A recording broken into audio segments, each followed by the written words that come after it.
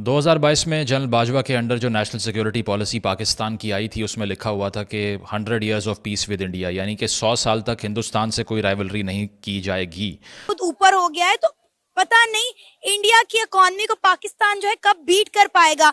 हम तो मेरा ख्याल है सदियां लग जाएंगी हमें इंडिया को बीट करते करते। ये पाकिस्तान ही के या पाकिस्तान से ये हुआ है, यहाँ हमने हमारे लोगों ने किया है, तो बेहतर तरीक़ा तो यही है कि पाकिस्तान और भारत के दरमियान जो जॉइंट एंटी टेररिज्म मैकेनिज़्म है उसके तहत हम दोनों ममालिक जो हैं इसकी इन्वेस्टिगेशन कर लें। बहुत से सहाफ़ियों ने यह भी बात की थी उस वक्त के, ये कह रहे हैं कि हिंदुस्तान से कश्मीर का डिस्प्यूट हल किए बगैर भी बात हो सकती है, जो कि गद्दारी के ज़ुमरे में आता है। यहाँ आपको अपडेट करेंगे। मौलाना फजलुर रहमान ने वज़ीर आज़म, स्पीकर और डिप्टी स्पीकर कौमी असम्बली के इंतखाबी अमल का हिस्सा ना बनने का ऐलान कर दिया।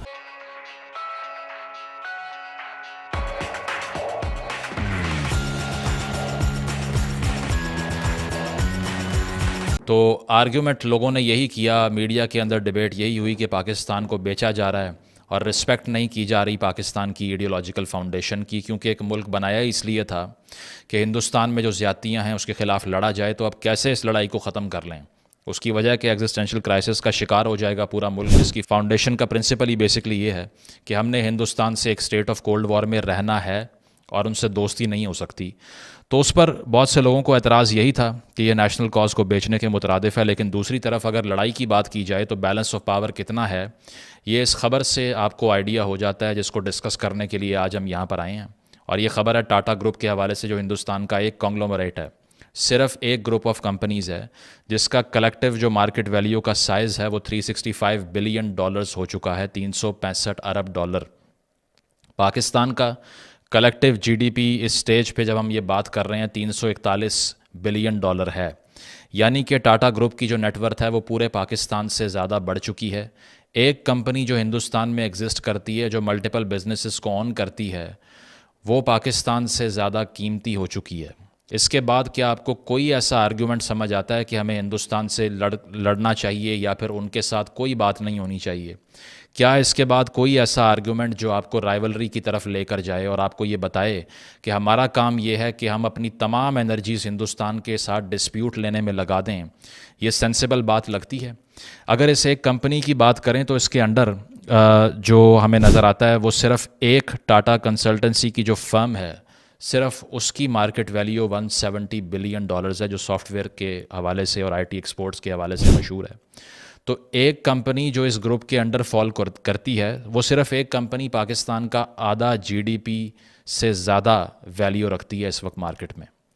और इसके साथ साथ अगर इस कंपनी की तारीख़ की हम बात करें तो ये तकरीबन 1868 में इट कम्स इनटू बीइंग। 1903 में ये ताज होटल बनाते हैं जो बहुत मशहूर था, फिर उसके अलावा होटलिंग बिज़नेस में जाते हैं। इसके अलावा जो इनके बेटे थे जमशेद टाटा के, जो फाउंडर थे इस कंपनी के, 1907 में वो पहली स्टील मिल एशिया की बनाते हैं।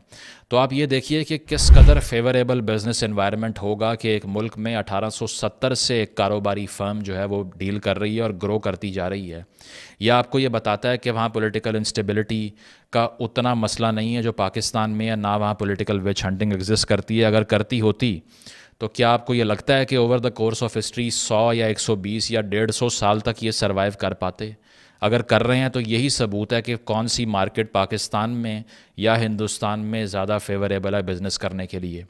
इसके साथ साथ अगर हम पाकिस्तान की इनिशियली बात करें हिंदुस्तान से कंपैरिजन की, चलें अब तो हम यहाँ आकर खड़े हो गए हैं ना, कि आपको मालूम है कि एक कंपनी अब वहाँ की ज़्यादा कीमती हो चुकी है हमारे पूरे मुल्क की जो जीडीपी है उससे। लेकिन क्या आगाज़ में भी ऐसा था? बिल्कुल नहीं था। उसकी वजह यह है कि अनटिल द 1980s पाकिस्तान का जो पिछले 4 दहाइयों का 4 डेकेड्स का कलेक्टिव जीडीपी था वो 6% था, हिंदुस्तान का 4% था, यानी कि पाकिस्तान हिंदुस्तान से आगे जा रहा था 80s तक। अब इसका सीक्रेट भी आपको पता है कि वो फॉरेन एड ही है। एयर मार्शल नूर खान ने फेमसली ये बयान दिया था ना कि दरअसल एड लेकर अगर आप अपना इंडिजिनस रिसोर्स को बिल्ड कर लें तो फिर तो ठीक है, लेकिन पाकिस्तान की मिसाल उस ओपीएम सूंघने वाले जैसी हो चुकी है कि कहाँ से हुआ, किस तरह हुआ और क्या हुआ। क्योंकि इससे पहले भी अगर आप देखिए तो जो मुंबई अटैक था या उसके बाद 2008 में या उसके बाद पठानकोट का जो वाक़या हुआ 2002 جنوری 2016 کو.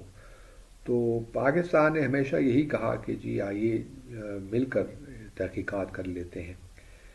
پٹھان کوٹ کے بعد تو کچھ تھوڑے بہت معاملات آگے چلے. ہماری اسپیشل انویسٹیگیشن ٹیم بھی گئی پٹھان کوٹ ایئر بیس جو وہاں پہ ہے, کیونکہ وہ بھی ہماری کوتاہیاں تھیں. لیکن یہ ہے کہ جوائنٹ انویسٹیگیشن اس طرح ہو نہیں سکی کسی معاملے میں بھی. اور جو اینٹی ٹیررزم میکنزم جو 2006 میں بنایا تھا وہ بھی صحیح معنوں میں اپنا کام نہیں کر سکا. پھر اس کے علاوہ ہم یہ بھی کہتے رہے کہ چلیے جی اگر آپ کو بائی لیٹرل جوائنٹ انویسٹیگیشن پسند نہیں ہے تو ہم کوئی انٹرنیشنل انویسٹیگیشن بھی کروا لیتے ہیں, لیکن بھارت اسے بھی راضی نہیں ہوتا. تو کہنے کا مقصد یہ ہے کہ بھارت کی ایک پالیسی ہے اور یہی ہے کہ یہی نیریٹو بلڈ کرنا ہے کہ جو مقبوضہ جموں اور کشمیر میں جو جدوجہد چل رہی ہے, ایک تو وہ ٹیررزم ہے, اور پھر یہ جو کاروائیاں ہوتی ہیں یہ پاکستان کی ان کو پوری سپورٹ ملتی ہے. اور پاکستان نے جو ایک وعدہ کیا تھا کہ اس زمانے میں 2004 میں کہ اپنی سرزمین کو ٹیررزم کے لیے نہیں استعمال ہونے دے گا پاکستان, اس پہ جو ہے اپنی کمٹمنٹ جو ہے اس کی وہاں نہیں رہی, اور پاکستان اپنی کمٹمنٹ پوری نہیں کر رہا. تو سوال یہی پیدا ہوتا ہے کہ یہ تو چل ایک الگ بحث ہے, لیکن پلوامہ کے بعد پھر تقریباً 26 فروری کو بھارت ہماری ایئر اسپیس کی وائلیشن کرتے ہوئے بالا کوٹ پہ آ کر کچھ بامبس پھینکتا ہے, جس سے کچھ درخت وغیرہ گرتے ہیں, تباہ ہو جاتے ہیں. لیکن بھارت یہ کلیم کرتا ہے کہ بالا کوٹ کا جو ایونٹ تھا بڑا زبردست تھا, اور اس میں انہوں نے جیش محمد کے مدارس یا ٹیرر جو کیمپس تھے, ٹریننگ کیمپس, ان کو تباہ کیا.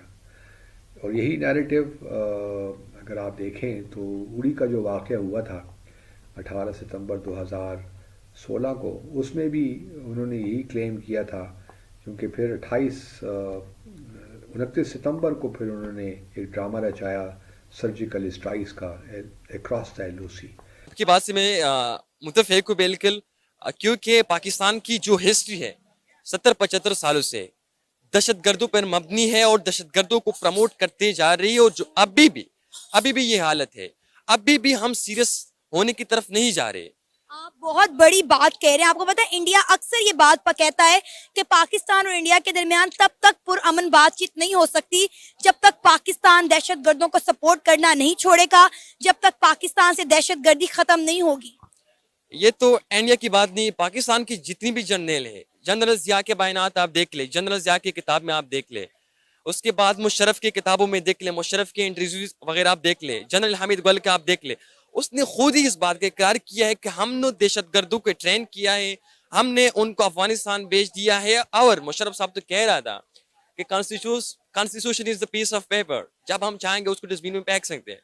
تو اگر ایک اسٹیٹ کے جنرل اس طرح بات کرے گا تو اس اسٹیٹ کے عوام ترقی کی کیا سوچیں گے؟ اب آپ کو پتہ ہے افغانستان پاکستان کا کھلا دشمن بن کر سامنے آ گیا ہے.